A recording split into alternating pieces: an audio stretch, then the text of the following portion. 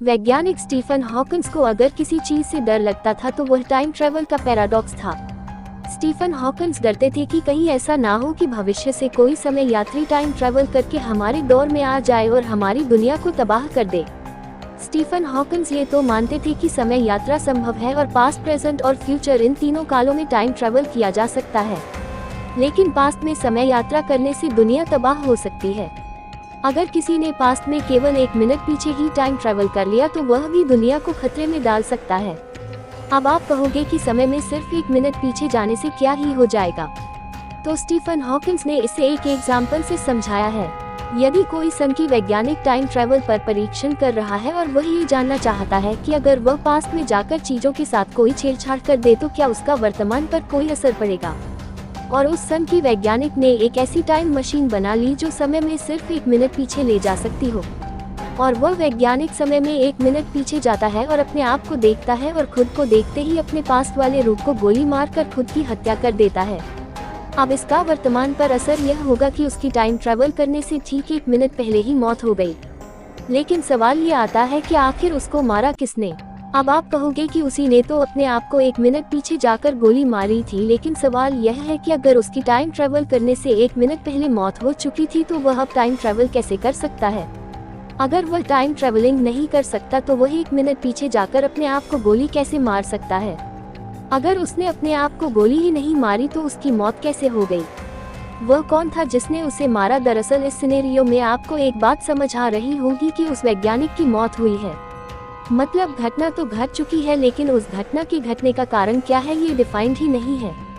दोस्तों, ब्रह्मांड का नियम है कि किसी भी घटना के घटने के लिए किसी न किसी कारण का होना आवश्यक है। इसे कॉज एंड इफेक्ट बोला जाता है। समय में पीछे जाना एक इफेक्ट को तो जन्म दे देता है, लेकिन उसका कॉज खत्म हो जाता है। ये बिल्कुल ग्रैंडफादर पैराडॉक्स की तरह है, जैसे कि अगर आप टाइम ट्रेवल करके अपने दादाजी के उस दौर में चले जाओ जब आपके दादाजी एक बच्चा थे और आप उन्हें मार दो, तो आप यहाँ पर एक इफेक्ट को जन्म दे दोगे बिना किसी कॉज के। मतलब अगर आपके दादाजी की बचपन में ही मौत हो गई तो आपके पिताजी भी पैदा नहीं होने चाहिए, और अगर आपके पिताजी पैदा नहीं हुए तो आप कहाँ से आ गई। अगर आप अभी तक पैदा ही नहीं हुए तो वह कौन था जिसने आपके दादाजी को मारा। अब आप सोच रहे होंगे कि अगर समय में पीछे जाकर चीजों को बदला नहीं जा सकता तो क्या पास्ट में टाइम ट्रेवल करना संभव है। यही सवाल स्टीफन हॉकिंग के दिमाग में भी आया। उन्होंने सवाल का जवाब जानने के लिए एक विचित्र सा एक्सपेरिमेंट किया। उन्होंने तो सभी समय यात्रियों को इनवाइट ही कर दिया। दरअसल स्टीफन हॉकिंग ने एक पार्टी ऑर्गेनाइज की जिसमें भविष्य से आने वाले सभी समय यात्रियों को निमंत्रण भेजा गया। एक्सपेरिमेंट कुछ इस तरह से था कि स्टीफन हॉकिंस ने खाने पीने की चीज टेबल पर तैयार रखी थी। सभी समय यात्रियों को पार्टी में आने के लिए 12 बजे का समय दिया गया, लेकिन मजे की बात ये थी कि स्टीफन हॉकिंस ने पार्टी तो ऑर्गेनाइज की, लेकिन पार्टी से पहले उन्होंने निमंत्रण नहीं दिया। स्टीफन हॉकिंस की नजरें टिक टिक करती हुई घड़ी और सामने उस दरवाजे पर टिकी थी जिससे टाइम ट्रेवलर्स अंदर आने वाले थे। घड़ी में जैसे ही ठीक 12 बजते हैं वैसे ही स्टीफन हॉकिंस ने दरवाजे की ओर देखते हैं। कुछ समय बीता, लेकिन स्टीफन हॉकिंस की पार्टी में कोई भी नहीं आया। जब पार्टी खत्म हो गई तब स्टीफन हॉकिंस ने टाइम ट्रैवलर्स को बुलाने के लिए इनविटेशन कार्ड छपवाए, जिनको इंटरनेट इत्यादि पर सर्कुलेट किया गया। वह निमंत्रण आज भी जारी है। आप अपनी स्क्रीन पर स्टीफन हॉकिंस के इस इनविटेशन को देख सकते हो, जिसमें पास्ट में पार्टी कौन सी जगह पर हो रही है, उस जगह की कोऑर्डिनेट्स है, डेट और टाइम है। अगर आप टाइम ट्रैवल करके पास्ट में जा सकते हो तो महान वैज्ञानिक स्टीफन हॉकिंस आपका इंतजार कर रहे हैं। आप उनकी पार्टी में जरूर जाएं। दोस्तों, कहीं आप उस पार्टी में जाने की सच में तो नहीं सोच रहे। अगर आप ऐसा सोच रहे हो तो उससे पहले इस पैराडॉक्स को और जान लो, जो ग्रैंडफादर पैराडॉक्स से भी ज्यादा खतरनाक है। ग्रैंडफादर पैराडॉक्स के अनुसार समय में पीछे जाना संभव नहीं है। अगर हम समय में पीछे चले भी गए तो वहाँ पर चीजों को हम नहीं बदल सकते, और अगर हम चीजों को बदलने की कोशिश करेंगे तो हम समय के उस रूप में फंसकर रह जाएंगे, और जिन घटनाओं को हम बदलने की कोशिश करेंगे उन्हीं घटनाओं को घटाने के लिए हम निमित्त बनेंगे। मतलब समय की टाइमलाइन पर हम कुछ भी छेड़छाड़ नहीं कर सकती। अगर हमने ऐसा किया तो समय ही हमें उस घटना को घटाने के लिए मोहरा बना देगा। वह कैसे, इस चीज को प्रीडेस्टिनेशन पैराडॉक्स में भली भांति समझाया गया है। इसे हमें एक एग्जाम्पल से समझना होगा। मान लो आपका दोस्त गाड़ी से कहीं जा रहा है और अचानक उसका ध्यान इधर उधर भटकता है और उसकी गाड़ी एक पेड़ से टकरा जाती है और उसका एक्सीडेंट हो जाता है। जिसमें आपके दोस्त की मौत हो जाती है। जब आपको अपने दोस्त के एक्सीडेंट के बारे में पता चलता है तो आपको बड़ा दुख होता है, लेकिन सौभाग्य से आपके पास एक टाइम मशीन है जिससे आप समय में पीछे यात्रा कर सकते हो। आपने सोचा कि क्यों ना समय में पीछे जाकर अपने दोस्त को बचाया जाए। आप अपनी टाइम मशीन से पास्ट में टाइम ट्रेवल करके उस जगह पर पहुंच जाते हो जहां पर आपके दोस्त का एक्सीडेंट होने वाला होता है। आपने देखा कि आपका दोस्त बहुत ही तेज गति से गाड़ी चलाते हुए आपकी ओर आ रहा है। आप अपने दोस्त से गाड़ी रोकने के लिए इशारे करते हो ताकि वह उस पेड़ से ना टकराए और आपके दोस्त का ध्यान आपकी ओर जाता है और उसकी गाड़ी की रफ्तार इतनी तेज थी कि आपके दोस्त का ध्यान आपकी ओर भटक गया, जिससे वह गाड़ी को संभाल नहीं पाया और उसने गाड़ी को पेड़ में ठोक दिया और उस एक्सीडेंट में आपके दोस्त की मौत हो गई। अब आपको और बुरा लगा क्योंकि आपका दोस्त आपकी वजह से ही मारा गया। यहाँ से आप मेरी बातों को बड़े ही ध्यान से सुनिएगा क्योंकि यहाँ से चीजें थोड़ी और पेचीदा होने वाली है। दोस्त की मौत की वजह से अपने एक बार फिर से सोचा कि उसको पास्ट में जाकर एक बार फिर से बचाने की कोशिश की जाए।